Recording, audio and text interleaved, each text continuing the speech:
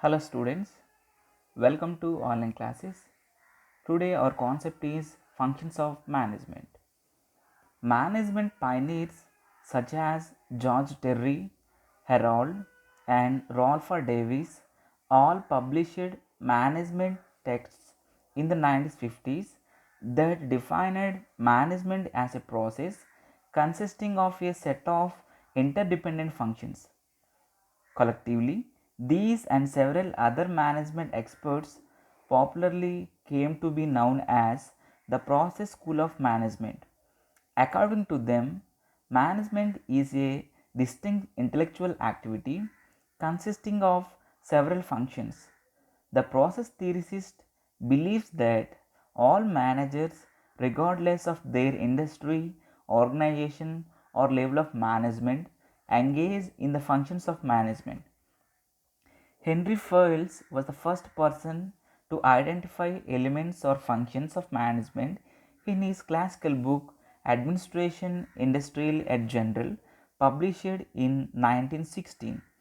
He identified five functions or elements of management, so that are planning, organizing, commanding, coordinating, and controlling. In 1930, Luther Gulick coined the word postcard from the initial letters of management functions, where P stands for planning, O stands for organizing, S stands for staffing, D stands for directing, CO stands for coordinating, R stands for reporting, and B stands for budgeting. Of these, reporting is covered by controlling functions. Let us analyze the various components of management process in detail. First one, planning. Planning is the fundamental function of management. It is primarily an intellectual exercise. Planning is the process through which a manager looks at the future and discovers alternative courses of action for effective cooperative achievements at all levels. It is the base of all managerial activities: controlling, coordinating, managing, staffing, etc. Next one, organizing. A sound organizing is a prerequisite for the success of any business enterprise. It is a foundation upon which the entire structure of management is constructed. Organization is the process of establishing relationship among the members of the enterprise. These relationships are created in terms of authority and responsibility. Next one, directing. Once subordinates are organized, supervisors have a continuous responsibility of guiding and leading them for higher work performance and motivating them to work with zeal, confidence, and enthusiasm. Directing encompasses communication, leading, motivating, and supervising functions. George Terry has used the word accounting for directing. Next one, staffing. Staffing means selecting and recruiting competent and qualified people needed for jobs. It is one of the most important functions of human resource. This needs manpower planning and manpower management. Staffing function of management encompasses selection, placement, induction, training, promotion, and transfer of employees. Next one, coordination. Coordination is the essence of management. It is the process of integrating various departmental activities of an organization. It involves unity of purpose and harmonious implementation of plans for the achievement of desired ends. It aims at canalization of group efforts in the direction of predetermined goals of business. Next one is reporting. Reporting is essential for locating deviations from the predetermined objectives and taking corrective actions in order to minimize wastage and achieve organizational objectives on time. Controlling consists three steps. Last one, budgeting. A budget puts minimum and maximum limits on expenditure for a specific period. Budgeting is also a tool of controlling as it controls financial waste in the organization. So next one is concept of planning. A plan is a trap laid to capture the future, according to Ellen. Planning is the important and primary function of management. It sets all other functions into action. It is the beginning of management process. It is a fundamental function of management. It is pervasive of all other management functions. Planning is the process through which a manager looks into the future and discovers alternative courses of action for the effective corporate achievements at all levels. It is deciding in advance about the future course of action.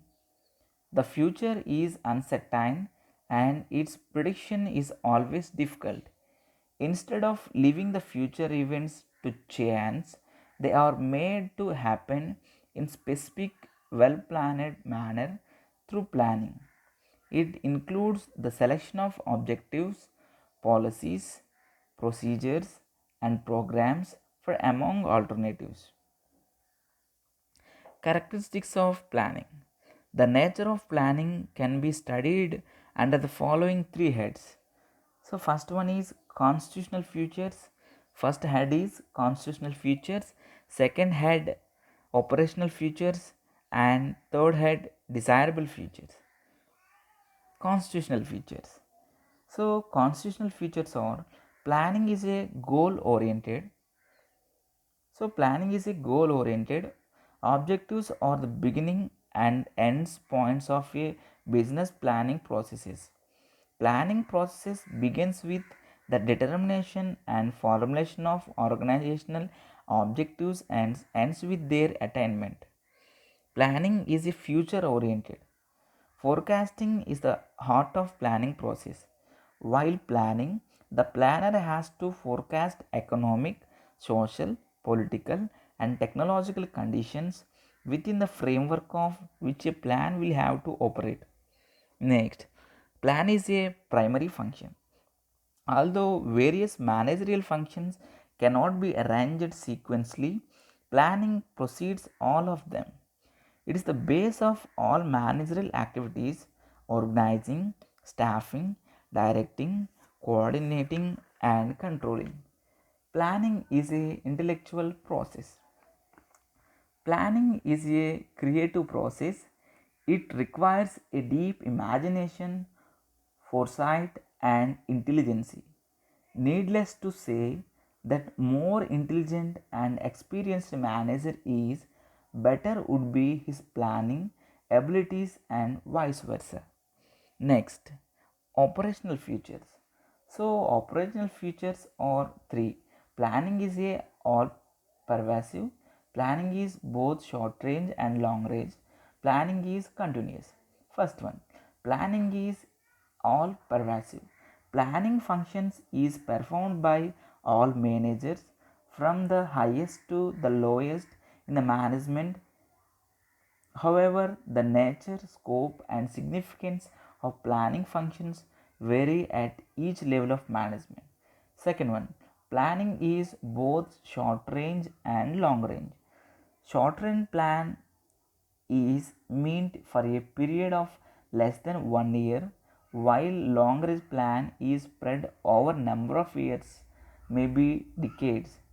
In fact, short range plans are derived from the long range plans. Last one, planning is a continuous. Planning is process continuous so long as an enterprise is in existence.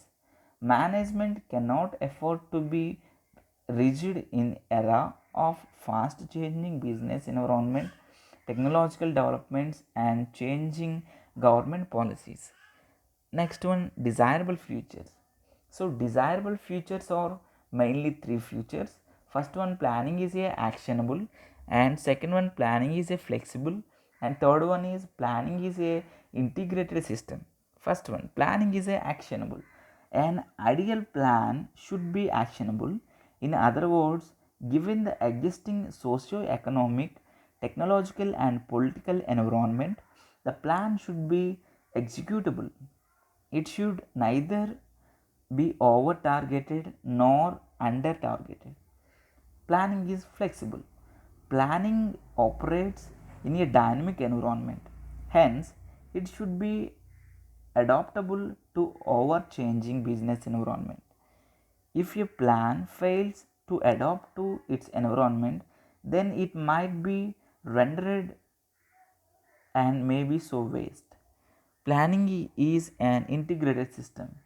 Planning functions is performed at all levels of management. All these plans must be harmonized into a single integrated system in order to achieve organizational goals. Merits of planning. The importance of planning may be highlighted with the help of following merit points. Planning is a complementary to all management functions. All management functions, organizing, directing, coordination, control, staffing, motivation, etc., are directly related to planning. In fact, planning is the starting point of all managerial activities. Second one, it helps management to face the future with confidence. The most certain things about future is that it is uncertain. Planning cannot change the future, but it is certainly equips managers with clear vision and great determination to face the future with greater strength and confidence. Third one, it focuses its attention on objectives. Plans are objective oriented, hence, they help in synchronizing the efforts of everyone towards the fulfillment of predetermined organizational objectives. This helps in minimizing deviations and thereby reduce wastages. Next one, it leads to optimum utilization of resources. Planning recognizes the alternative courses of action and choose the best alternative in terms of cost and resources. It also exercises a control over the acquisition and employment of resources and thereby ensure their optimum use. Next merit, it increases overall efficiency. It is said that more sweat on parade ground, lesser blood on the battlefield. Planning prepares the organization to meet unforeseen contingencies and thus reduce wastage and increases overall organizational efficiency. Next merit, it provides premises for effective control. Planning lays down the track on which the work should be proceeded within the given unit of time, labor, and cost. Thus, it provides basis for comparing the actual performance with the targeted ones, locates deviations, and takes corrective actions. Next merit, it guides decision making. Though planning in itself amount to decision making, it acts as a guide to further decision for the lower level managers. The organizational or strategic plans set the boundaries within which decisions can be taken by middle level and lower level management. Next one, next merit, it facilitates coordination. A well defined plan clearly lays down the objectives and defines the role of each individual and department in the organization. Hence, it coordinates their activities of different individuals and departments and converts them into a homogeneous activities. Next merit, It helps in performance evaluation. Planning defines the total volume of work, lays down the alternative courses of actions, and identifies constraints. It is a time bound experience and hence provide a yardstick for evaluation for the performance of managers and employees. And last one, it makes provision for contingency. A good plan anticipates the possible unforeseen contingencies in advance. Moreover, it makes provision for such contingencies in the form of services. Hence, a plan provides caution for absorbing future shocks. Next one, demerits of planning. So, planning is a manager is constrained by a number of factors which limit effectiveness of planning experience of organizations. These limitations can be broadly studied from two perspectives. First one, fundamental limitations. Next one, other limitations. Fundamental limitations. Limitation of forecasting. The limitation of forecasting is a fundamental limitation of planning. The whole exercise of planning depends upon the accuracy of forecasting. Howsoever rational or scientific it may be, in fact, some of the best laid plans collapse due to unprecedented changes taking place in the future conditions. These limitations of planning, among other factors, has induced management thinkers to recommend a situational or contingency approach to managing, ruling out may need for advanced planning. So second one is other limitation. Other limitations. Egoistic planning, first one. Some top level managers have a tendency to undertake unrealistic planning just to add to their own prestige and status without making any useful contribution to the organizational goals. Such planning raises false hopes without producing any results. So, next one, expensive. Planning requires a great deal of funds in order to finance the activities of collection of data, their tabulation and classification analysis, and interpretation and employment of field staff and statisticians. Hence, a small or a medium scale organization cannot afford planning exercise. So, next one, time consumption. Planning is a complex and comprehensive activity. Thus, it becomes a time consuming process. The plan formulated by the higher level of management may be become ineffective for an existing environment due to a great deal of time involved in formulating such plan. So next one, delayed action.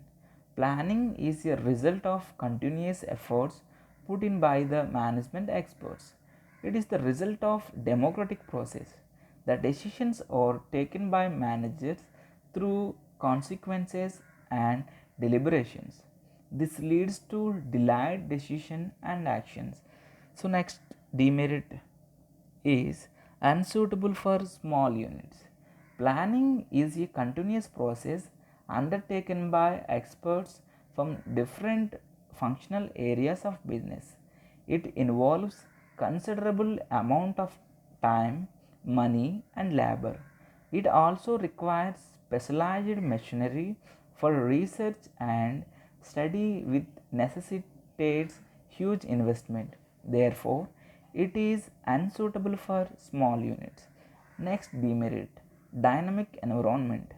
Nothing ever is permanent except change. Business environment is dynamic and flexible, while planning makes business units rigid. Thus, if business units are to function according to the predetermined plans, then they will large far behind the existing environment. Next demerit, wastage of resources. Planning involves huge investment in terms of time, money, efforts, and resource. It is, in fact, a time consuming, fund consuming, and mind consuming process. If a plan fails, valuable resources of the individuals and organization go waste. Next demerit, limits individuals' freedom. Plans are formulated by the top level managers. Therefore, they try to exercise their power over the lower level of managers. Usually, the lower level of managers are ignored while forming organizational plans. This restricts their individual freedom and initiatives. Next demerit, not an end. Planning just lays down the path along which the organization has to move. Thus, planning is a means to achieve organizational objectives and is not an end in itself. People and departments in the organization have to work as a team in order to achieve the desired results. And next demerit, non availability of authentic and accurate data. The success of planning process depends upon the availability of data from both primary as well as secondary sources. Sometimes such data may not be available, and even if available, they may not be adequate or relevant for existing business environment. Last one, other limitations. Inaccurate forecasting, internal and external inflexibility, rapidly changing business environment, unrealistic targets. So these are demerits of planning. So next one is concept of organizing and organization. Organization is the foundation upon which the whole structure of management is built. It refers to a mechanism which determines a group and arranges various activities which are necessary for the attainment of the objectives. The term organization is used in two senses. Organization as a process. Organization as a process means an ongoing activity of identifying, clarifying, grouping, and assigning various activities required to achieve the organizational objectives. Second one, organization as a structure. Organization as a structure means a network of relationship among individuals in an organization. In this sense, organization refers to a structure of relationship among superior and subordinates. So, different authors on management have defined the term organization differently. Some of popularly referred definitions of the term organizations are: organization is any group of individuals, large or small, that is cooperating under the direction of executive leadership in the accomplishment of certain common objectives. Keith Davis. So, this definition given by Keith Davis. Next, organization is the establishing of effective behavioral relationship among persons so that they may work together efficiently and gain personal satisfaction in doing selected tasks under given environmental conditions for the purpose of achieving some goals or objective. According to George Terry, organizing is a systematic process of structuring, integrating, coordinating tasks, goals, and activities to resource in order to attain objectives. Process of organizing.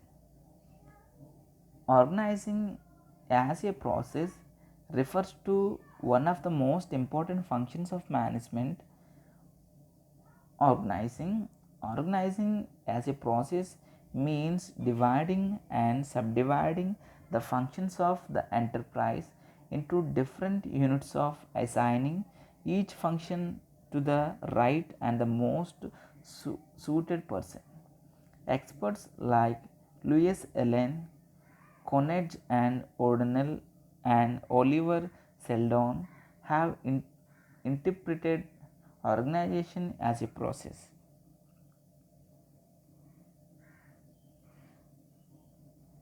The process of organizing generally involves the following steps. First one is determination of objectives.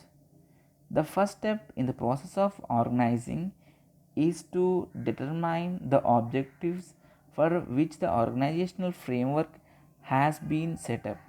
When objectives are set and communicated clearly, the people who are assigned work duties come to know the purpose for which the organizational has been created.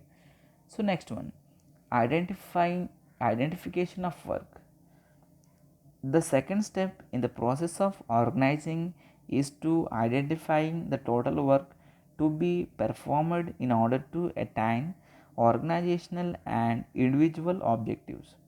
It is important to identify total work in order to locate the authority and responsibility relationship and to avoid duplication, overlapping, and wastage and resource and efforts.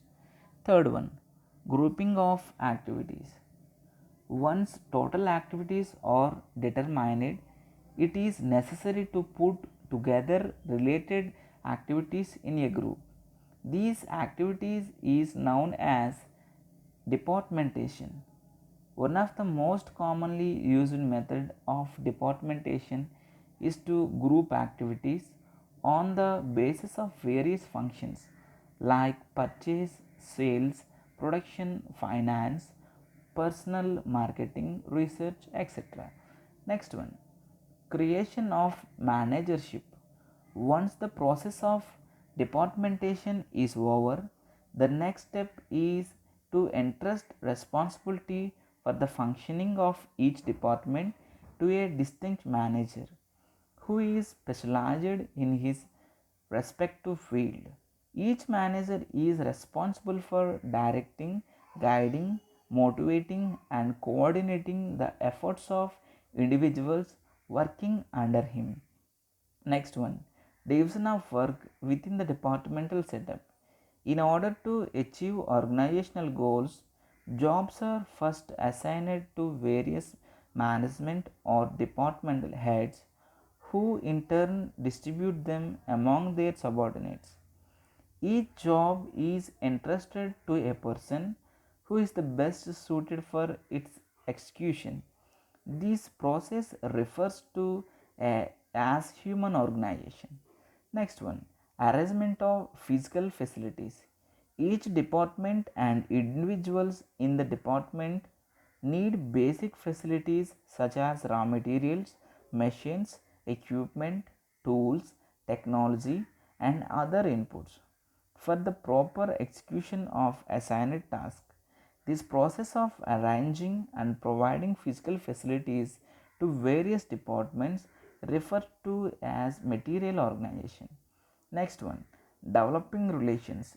In order to enable departments and personnel therein to perform their assigned tasks effectively and efficiently, it is necessary to define and establish clear authority, responsibility, relationship in the organization both horizontally and vertically. This avoids duplication and leads to unity of command and direction. Next one, provision of channel of communication.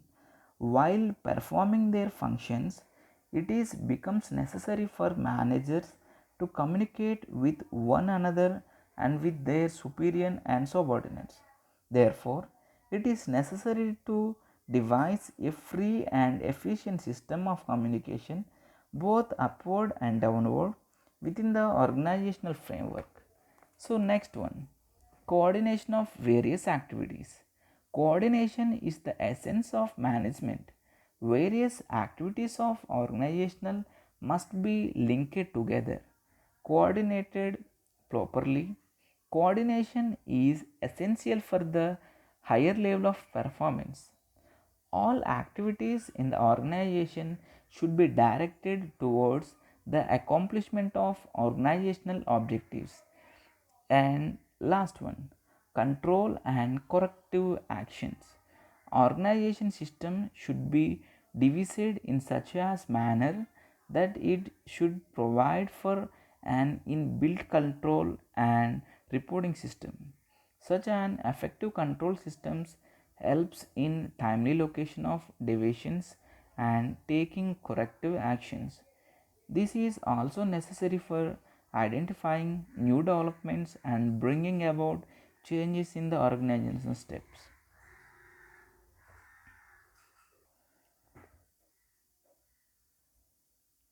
So, next one, principles of organization. An enterprise is said to be sound and efficient if it is able to achieve its desired objectives. Its failure to achieve desired results points towards weakness of its structure. According to Reynold Urwick, the success of an organization can be ensured by following principles. So, first principle of delegation of authority. Delegation is the basis of organization. Principles of delegation means each managerial position should be provided with adequate authority so as to enable the holder of the position to cope successful with the requirement of the jobs. Next principles of coordination. Coordination being essence of management is the essence of organization too. This principle advocates a coordination of various individuals, departments, and groups in the organization towards the achievements of organizational goals. Next principle of continuity. Organization is a continuous process of changing and adopting the changes in business environment. Various factors surrounding business changes rapidly, and business and units must bring about necessary changes in their organizational structure to absorb these changes. Next principle of definition. A sound organization must define the role of each individual and department clearly in terms of work contents and their nature and scope, authority, degree of responsibility, and accountability and relationship of job with others. This avoids duplication and overlapping. Next principle of explanation. In an organizational setup, rules and duties, authorities, and responsibilities associated with such roles must be explained clearly to each individual so that person accepting the authority will be aware of degree of liabilities associated with the job. Next principle of equilibrium balance.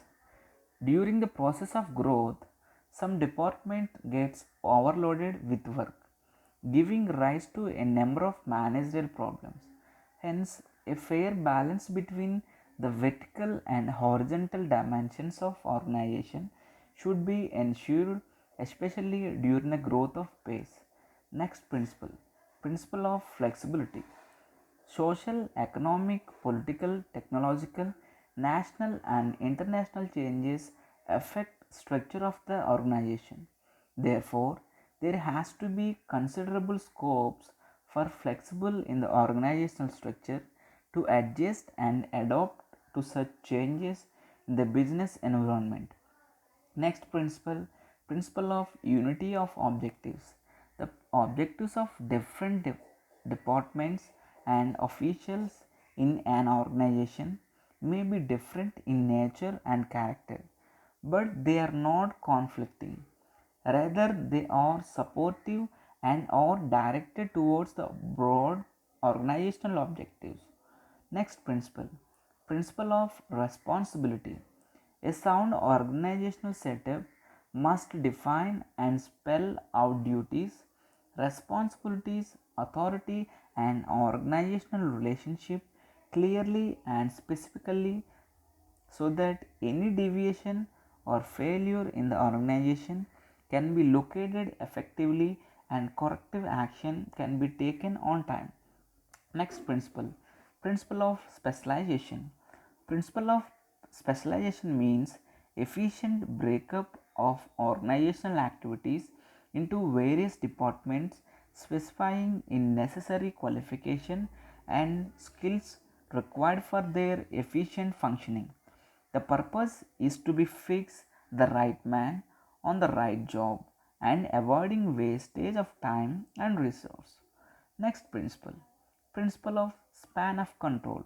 Span of control or span of management means number of workers that an executive and handle it effectively for effective supervision and control.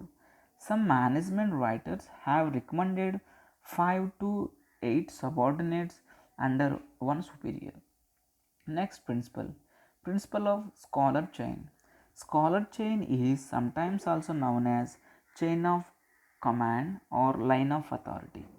The line of authority in an enterprise running right from top to bottom must be clearly defined for establishing a clear line of command. It is also facilitates effective communication.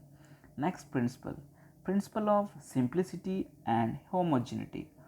Principle of simplicity and homogeneity requires that the management should, as far as possible, try to design a simple organizational structure. Simplicity enables the managerial staff to maintain quality and homogeneity. Next principle, principle of unity of command. The principle states that an employee should receive order and instruction from a single superior. If two superiors exercise their authority over the same person, it causes unassigns and disorder and result in confusion and conflicts. Next principle, principle of unity of direction. This principle emphasizes one head, one plan, clear and well defined objectives. Well defined objectives in quantitative terms ensure unity of direction and facilitate a coordination in actions of different individuals and departments. Last principle, principle of uniformity. According to this principle, the activities or functions assigned to any department should be uniform or homogeneous in nature. If same department performs numerous functions, there would be a confusion and conflict which will result in inefficient functioning of entire organization. The above discussed principles suggested by Urwick are traditional and universally accepted. However, some modern writers have emphasized the importance of few more principles. So, they are principle of efficiency. The efficiency of an organization can be judged by the achievement of organizational goals with the minimum associated cost. Organizational planning must be utilize material and human resource as economically as possible. So next one, principle of leadership. The operational organizational setup should be devised in such as way that it automatically provides for effective leadership, overall as well as functional. Organizational leadership should provide example of honesty, devotion and goodwill. Next principle, principle of exception. According to this principle, the top management should look after only exceptional matters like corporate planning, strategy formulation, policy making, setting objectives, overall control and direction, etc., leaving routine and operational matters to subordinates. And last one, principle of joint decision. According to this principle of joint decision, all organizational decision should be taken jointly by the superiors and subordinates. This principle emphasizes the role of workers in decision making process as they are nearer to the actions. So next one, organizational structure. Organization can be classified on the basis of relationship and structure as under. Classification of organization on the basis of relationship. Organization can be classified on the basis of relationship among its members as under formal organization and second one informal organization. Classification of organization on the basis of structure.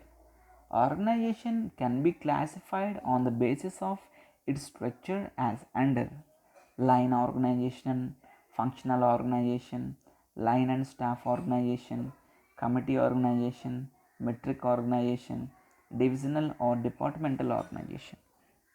So next one, concept of line and staff organization.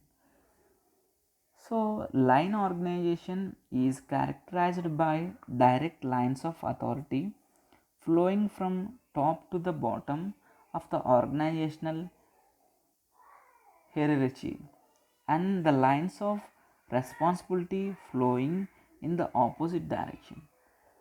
Due to the absolute lack of specialization, this organization is not suitable for modern business houses. On the other hand, functional organizations with multiple sound systems, command systems creates so many complexities in superior subordinate relations that the smooth functioning of the organizational becomes a remote reality. Hence, was a need for a system which would avoid defects of both these systems and combine their positive aspects.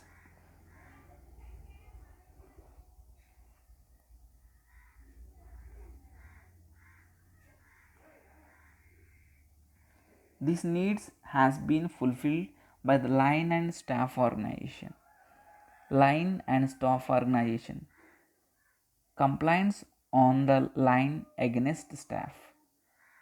First one, staff encroaches upon the authority of line personnel.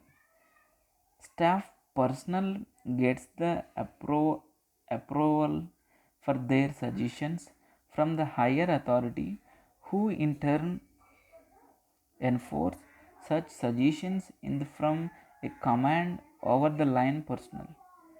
Staff ideas and suggestions are theoretical and impractical. Line personnel deal with a practical situation who often find difficult to implement the idealistic suggestions of the staff. Next one, staff personnel steal away the credit.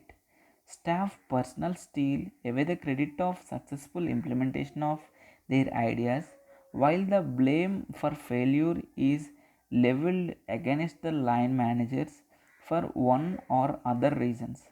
So, next one, staff personnel suffer from superior complex. Due to their specialization, staff personnel suffer from superiority complex and prefer to have an upper and over the line personnel and dominate them. And next one, staff personnel are careless and irresponsible. Staff personnel are careless and irresponsible because they are not directly responsible for the attainment of organizational objectives. They simply have an advisory role. And next one, staff personnel waste lots of time in planning. Staff personnel are experts and specialists and hence undertaken in-depth analysis of problem before arriving at some conclusion. This leads to delayed and costly decisions. Next, line compliance of staff against the line. Staff lacks authority. Staff personnel are provided with advisory staff positions. They do not possess any line authority.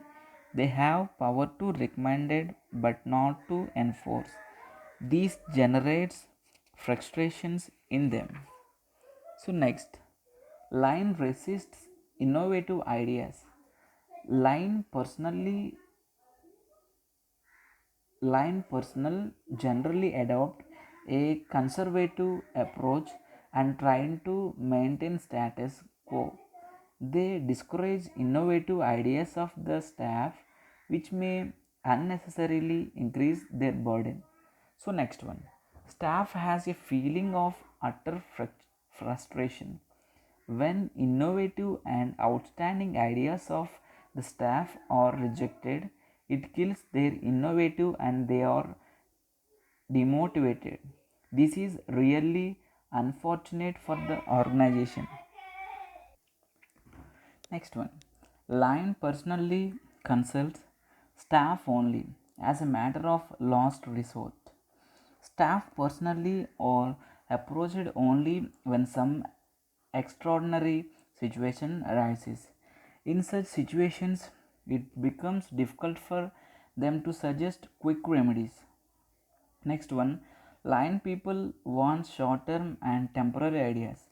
Line personnel generally favor short term and temporary ideas which are easy to implement and designed to yield quick results.